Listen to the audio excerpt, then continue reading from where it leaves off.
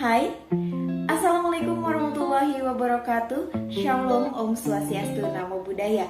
Perkenalkan, kami kelompok Cyber Law kelas 6A3 yang akan membahas mengenai cyber war atau konsep 6W Cyber Security Framework sebagai preservasi sistem informasi.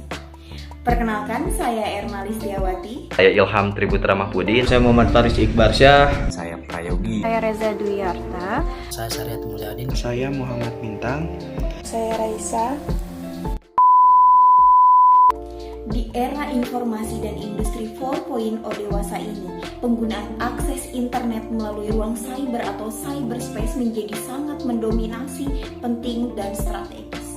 Banyak fasilitas dan kemudahan yang ditawarkan kepada masyarakat atau para pengguna internet dalam menggunakan fitur-fitur di dalamnya seperti portal, website, email, blog, e-learning, dan jejaring sosial media seperti Facebook, WhatsApp, Instagram, Twitter, YouTube, dan lain sebagainya melalui dunia maya atau ruang cyber. Tentu, dengan perkembangan digitalisasi yang semakin pesat tersebut, BSSN atau Badan Cyber dan Sandi Negara mencatat data pada tahun 2018 terdapat 12,8 juta serangan cyber. Pada tahun 2019 melonjak 98,2 juta serangan cyber. Hingga selanjutnya pada tahun 2020 ada sebanyak 74 juta serangan cyber. Ibarat perisai yang tidak tembus dan tombak yang mampu menembus apapun. Serangan cyber atau cyber attack ini terus menciptakan ancaman potensial bagi sistem sampai NACER. Pada tahun 2021 juga disebutkan oleh sejumlah pihak yang menilai bahwa serangan cyber ini belum akan mereda. Kaspersky misalnya menyebutkan bahwa pandemi COVID-19 bisa membuat munculnya berbagai gelombang kemiskinan yang memungkinkan akan meningkatnya kejahatan, termasuk serangan cyber atau cyber attack. Lantas kita harus bagaimana? Apa solusi yang bisa ditawarkan? Nah, salah satu solusi untuk meminimalisir hal tersebut yaitu dengan memberi perhatian terhadap pengelolaan sistem keamanan cyber atau cyber security. Kenapa perlu ada cyber security dan konsep yang mesti dipakai? Ya, jelas karena menerapkan cyber security yang efektif kini menjadi tantangan. Karena ada begitu banyak perangkat dibandingkan pengguna dan penyerangan pun menjadi lebih inovatif. Walaupun infrastruktur pendukung keamanan cyber telah diperkuat dewasa ini, tetapi tidak menutup kemungkinan peningkatan ancaman keamanan cyber secara eksponensial.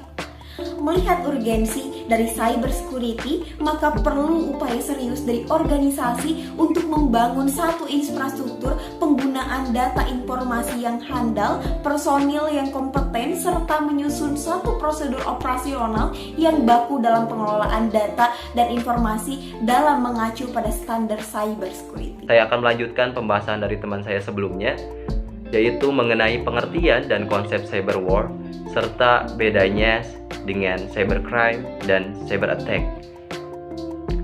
Tentunya kita tahu kebanyakan masyarakat awam tidak sepenuhnya paham, tidak tahu, atau seringkali salah dalam mengartikan istilah cyber attack, cybercrime, dan cyber warfare. Hal ini wajar saja karena masyarakat yang jarang melakukan aktivitas dalam bidang ini mereka tidak sepenuhnya tahu, atau bahkan bagi mereka istilah tersebut sangatlah asing.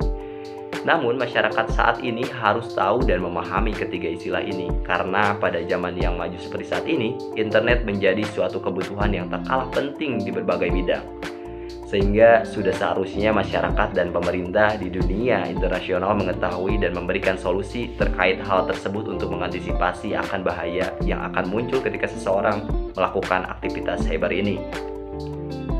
Konsep dan unsur-unsur dari cyber attack, cyber crime, dan cyber warfare berdasarkan regulasi internasional memiliki perbedaan.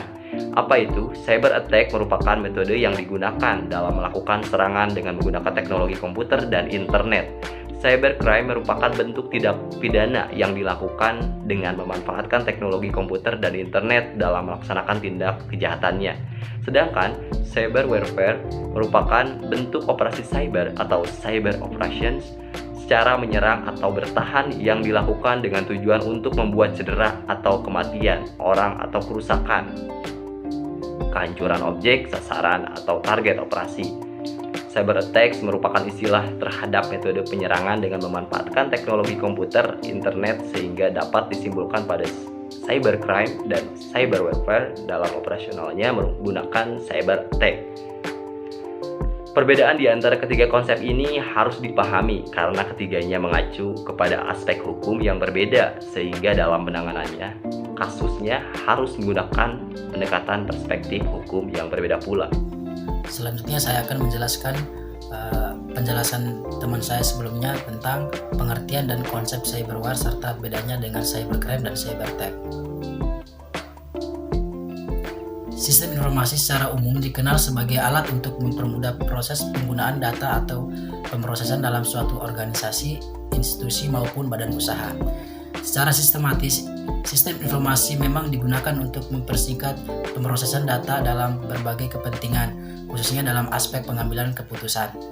Sistem informasi secara general dikenal sebagai perangkat lunak yang dapat membantu pengaturan atau analisis data. Sistem informasi memiliki tujuan utama untuk mengubah data mentah menjadi informasi yang berguna bagi suatu instansi atau organisasi.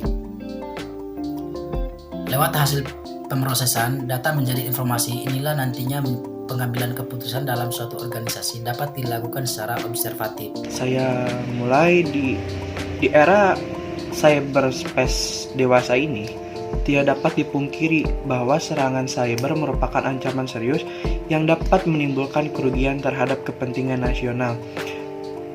Bahkan terjadinya instabilitas di suatu negara. Ketergantungan Indonesia yang akan semakin besar terhadap era digitalisasi, kedepannya dapat menimbulkan potensi kerentanan atas sistem cyber nasional. Semakin besar ketergantungan atas sesuatu, membuat kerentanan semakin tinggi ketika sesuatu yang digantungkan mengalami gangguan. Sama halnya dengan keamanan cyber atau cyber security.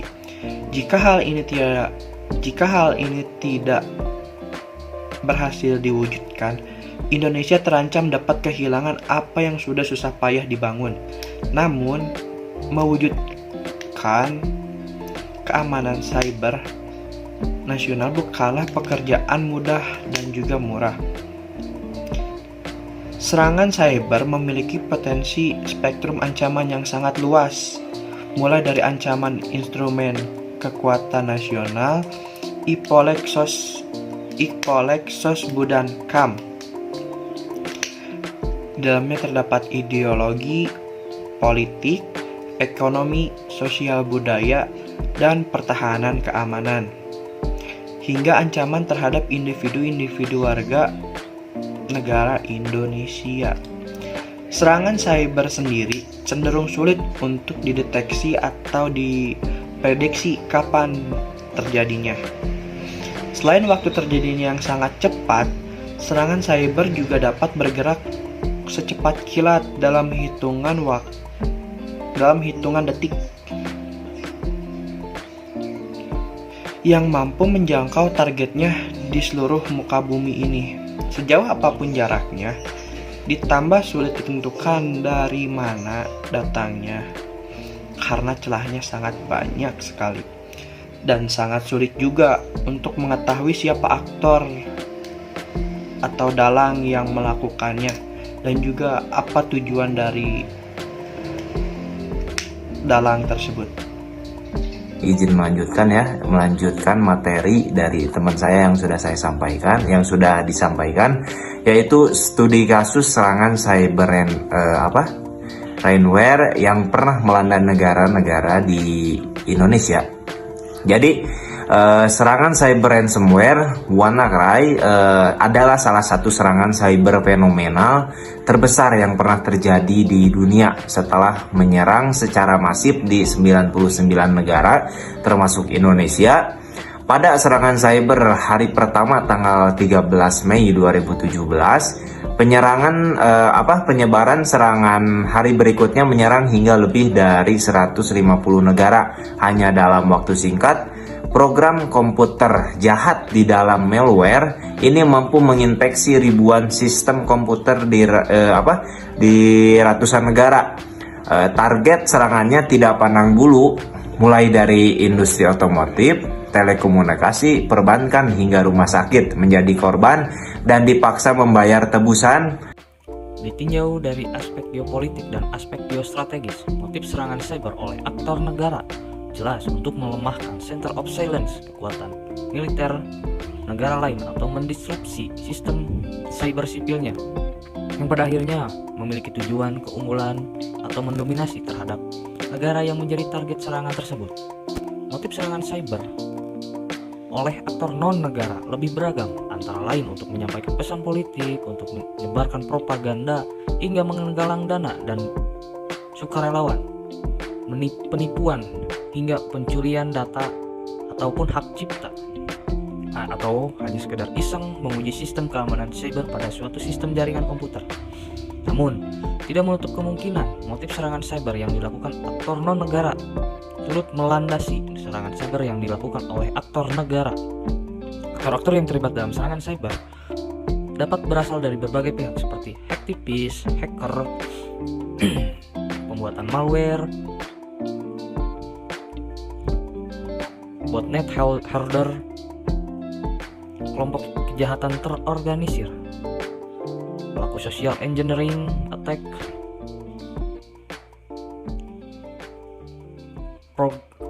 Prograde Intelligence Service, bahkan kelompok teroris radikal sekalipun.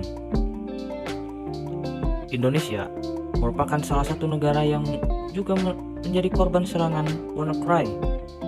Menurut security evangelist Kaspersky Live David, serangan WannaCry di Indonesia adalah yang terparah setelah di Rusia. WannaCry menyebar ke berbagai komputer di Indonesia, seperti milik Kementerian Agama, Samsat Kepolisian di Mamuju, PT Semen Padang, PT PLN, PT PAL, PT Perkebunan Negara, Rumah Sakit Kanker Darmis. Konsepsi Secure Cyber Security Framework. Spektrum ancaman keamanan cyber sangat luas dan kompleks, serta sangat sulit untuk mengetahui siapa sebenarnya pelaku yang melakukan dan apa motifnya. Anonimitas yang tinggi serta biaya pengembangan serangan cyber yang relatif kecil tapi dapat menimbulkan kerusakan besar, turut menyulitkan terwujudnya sistem keamanan cyber yang sempurna. Kondisi ini tentu menyulitkan pemerintah untuk menetapkan standarisasi pewujudan dari keamanan cyber nasional. Tantangan lainnya adalah mengintegrasikan seluruh sistem keamanan cyber pada aktor pengguna ICT yang sangat beragam, sektor publik, swasta, pertahanan, masyarakat, dan lainnya, yang sangat kompleks dan tidak murah. Oleh sebab itu, karena urgensi tersebut, kami di sini sangat tertarik untuk mengangkat materi ini, untuk menjadikan bahasan dan penyebarluasan informasi kepada kita semua, untuk meningkatkan insight kita di dalam dunia cyber. Dan kami mendukung dan ingin turut mengenalkan metode Secure Cyber Security Framework sebagai solusi penanganan persoalan keamanan cyber ini. Metode konsepsi ini juga dapat menjadi pedoman dan rujukan dalam mewujudkan keamanan cyber nasional. Pada tahun 2016, konsep Aula Secure pertama kali diperkenalkan dan dipublikasikan di tingkat internasional pada The 11th International Conference on Internet Monitoring and Protection di Valencia, Spanyol, di mana paper penulis berhasil meraih predikat penghargaan The Best Paper Award. Dalam implementasinya, Secure terdiri dari 6 faktor yang dijabarkan ke dalam variabel-variabel utama, sub-variabel, indikator-indikator, dan beragam referensi informasi pendukung lainnya. Secure merupakan satu set panduan seperti layaknya checklist yang harus diikuti pengguna dalam melaksanakan kegiatan taktis operasional pengamanan sistem jaringan komputernya. Secure juga merupakan solusi kunci yang harus dimiliki suatu organisasi dalam rangka mengelola resiko keamanan dan resiko analisis sistem jaringan komputer di dalam organisasinya.